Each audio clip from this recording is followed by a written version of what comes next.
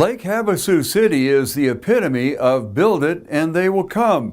And the man behind that idea for the city is the founder, Robert McCullough.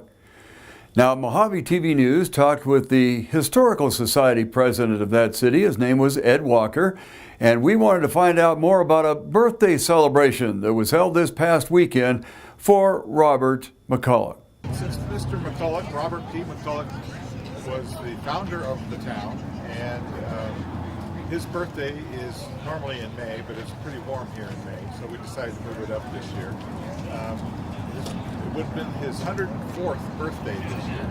So we started this a couple of years ago and said, we got to celebrate our founder. Everybody knows McCullough Street, but most of the people in this town don't know who McCullough was. So we said, let's help them understand that by having this kind of a celebration. He was flying around looking for a place to test his outboard motors. And he was flying over and saw the lake and said, there's nobody on that lake. We can test outboard motors. And the old landing strip from World War II was still out on what is now the island, was then a peninsula. And he said to his pilot, let's land there and see what's going on. There was a fishing camp there, a fly-in fishing camp. We were using some of the old military barracks from World War II. And people could fly in and fish. And you could drive down here too, but it was a bad dirt road off of a bad Route 66, long before interstates. Anyway, he landed and said, this is a great place. He bought the fishing camp and some will land on the island. And built a little outboard motor testing facility and said, what about the land up on the hill here behind us? And somebody said, well, it's just bare land. He says, is it for sale? Well, I'm sure it is. Just have to figure out who to buy it from. So we found out and bought 27,000 acres for $73 an acre. Not bad.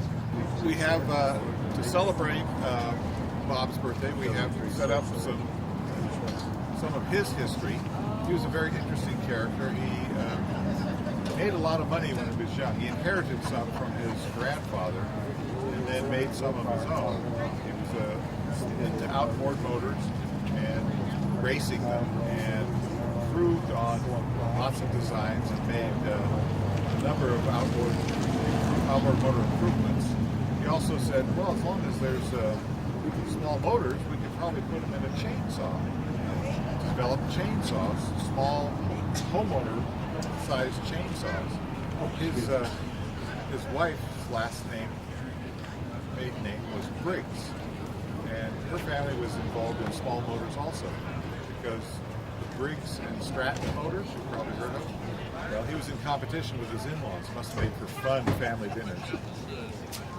So he was in the small motor business, chainsaws, outboard motors, and this was just serendipity that he found this place to test outboard motors, liked it, was able to buy the land, and then said to his colleague C.B. Wood, can we make a city out here? And C.B. Wood said, where? And so Bob brought him out here and they said, yeah, we can make a city here. Here we are to celebrate his birthday. He is the founder of our town, and none of us would be here, or at least very few of us would be here, if it wasn't for McCullough. And besides naming a street after himself, we decided that we should make sure the whole community knows he was our founder. This is his birthday celebration. He would be 104 this year. He passed away in 1977, at the age of 66.